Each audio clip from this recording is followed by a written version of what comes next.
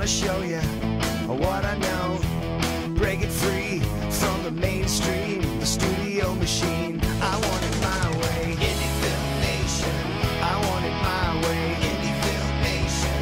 Going all the way. Indie Film Nation.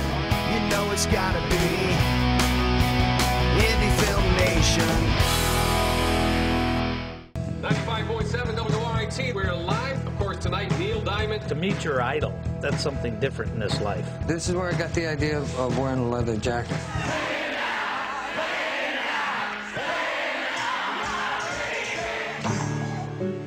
Hope she can sing as good as she looks. This ring, I marry my friend.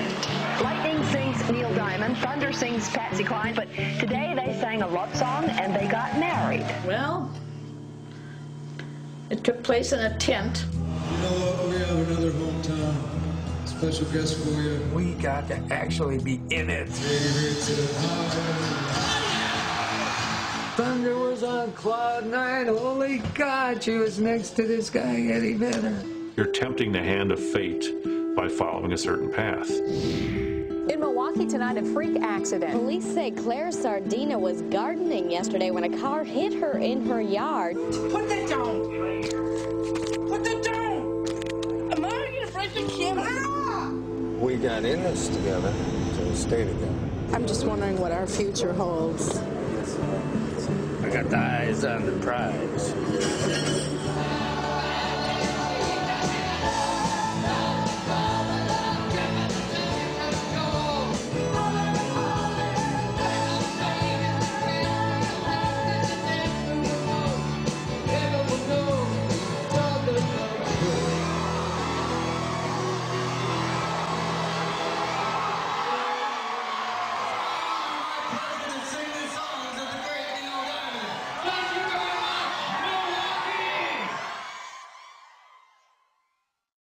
Hi, this is Bruce Swinblaw with Indie Film Nation. We're here with Greg Kohns, the director of Song Sung Blue, which is a documentary about a couple, a pair. Actually, you're the filmmaker. You can tell me about the film. It's a feature-length documentary film that tells the kind of heartwarming and heartbreaking love story of Lightning and Thunder, a homegrown Milwaukee-based Neil Diamond tribute band. Okay, and what was your impetus for making this film? I set out to make this film in an effort to help Lightning and Thunder get a greater, create a greater awareness throughout the country and hopefully score bigger gigs, because they hit upon some troubled times, and I had hoped that by telling a story about their lives and their struggles, that maybe that would get the attention of some more people, and then they'd get bigger opportunities, score bigger gigs. And how long did it take you to shoot this film? It's about 8.5 years of principal photography and 2 years of editing. And what were some of the challenges you had? I mean, were you in the house like every day, or how often did you visit? No, I was. I live on the East Coast, so traveling to Milwaukee wasn't a simple thing for me. So I was there probably once a month for about 3 or 4 days, sometimes longer based on what was happening, but there were plenty of gigs to be shot. So I had some very talented filmmakers in the Milwaukee area that helped me out and went and shot, and they stuck on board for about 8 years. So. And what were they shooting with? We primarily used the DVX 100 Panasonic. I think that's the model number. Yeah, and so that was our primary camera. We had some other prosumer cams, very smaller little cameras that were like home video recorders that Lightning and Thunder used as diary kind of cameras, but the DVX 100 was our principal camera. And what was your choice? Why did you choose to shoot in the format of standard def on tape? Because I only had so many options, as far as my what I had available to me. It was fiscally responsible. It was a self-financed film out of my own pocket for all these years. It was accessible. I had a DP in town, two available in town that were willing to work with me and help me out for literally nothing, just because they believed in the story. And I had the camera as well, so that worked out well. Also, I knew I was working with a lot of found footage from different formats, all the way down to Super 8 and really ratty VHS tapes. So to go something super pristine would, it just felt like it would be too, aesthetically, I wanted to go with this real as dirt aesthetic, which just was all about story, and it wasn't super stylized. It was just a very captured, not contrived look. And how has that archive footage helped you? I mean, do you find a subject that has that much archive footage that much beneficial for a documentary? Yeah, storytelling, yeah. It enabled me to tell their story more thoroughly, as though I was there the entire time, though I wasn't. And it also informed a lot of the decisions. Knowing about that footage and having researched and seen it and logged it and considered it, it informed my decisions when shooting, that I could shoot some of the scenes similar in style to the stuff that had already been shot. The whole Eddie Vedder happening upon this film, and then for him to come back at the end with that very generous gift, almost seemed to tie the whole story together. Or how did that work with the song for the documentary? Yeah, the music's was a big issue. That's why we finished the film a day before the premiere, because we didn't have the music cleared. So I'll let Thunder kind of tell you the story, but I'll set it up for you. The setup was that we got notification from some friends. We call them friends now because they are friends, at a big record label that said you didn't have permission to screen this, you don't have permission to screen it, and you'll be in trouble if you do.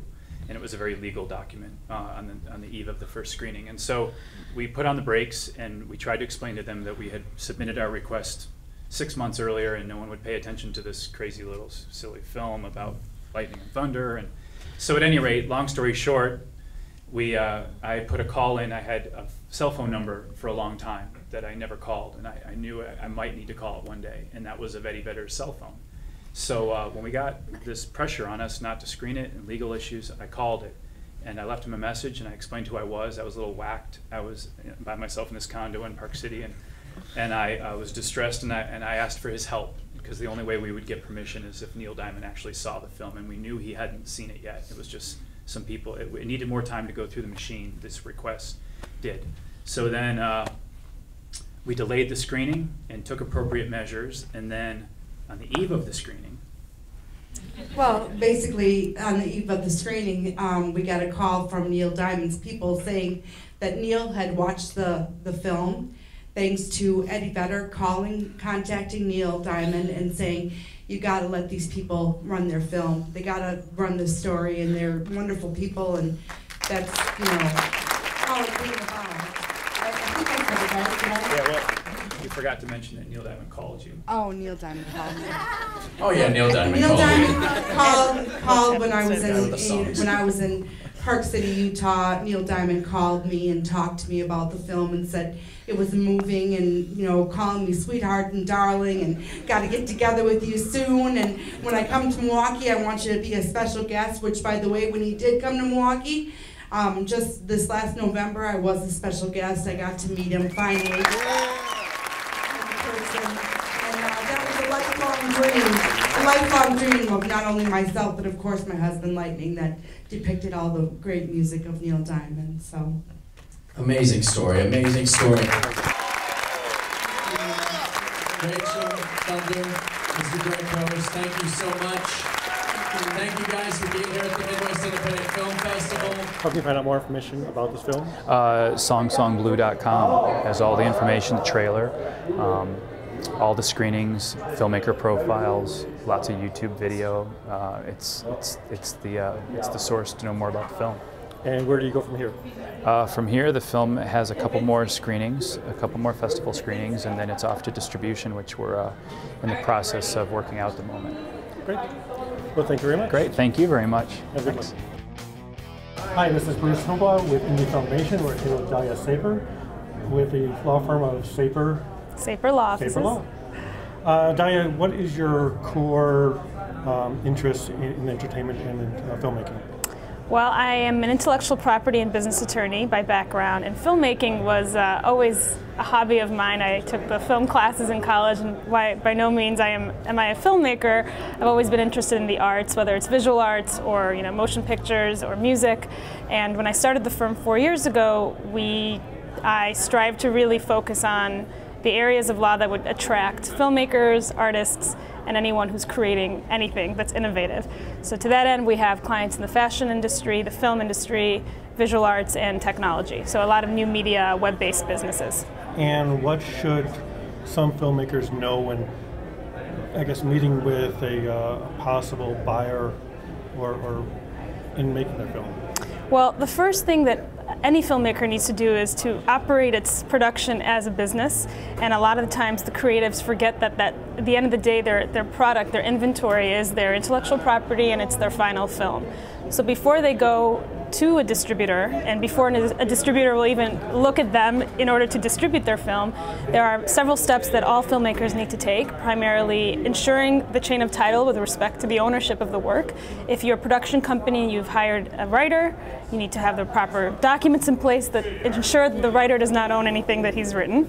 You need to have the proper agreements with the producers, with anyone who contributes to the production. And then to that end, after that, you need to register your rights, have a whole slew of contracts to ensure that when the distributor goes out to distribute the film, he's not going to be sued by some third party for distributing an unauthorized anything.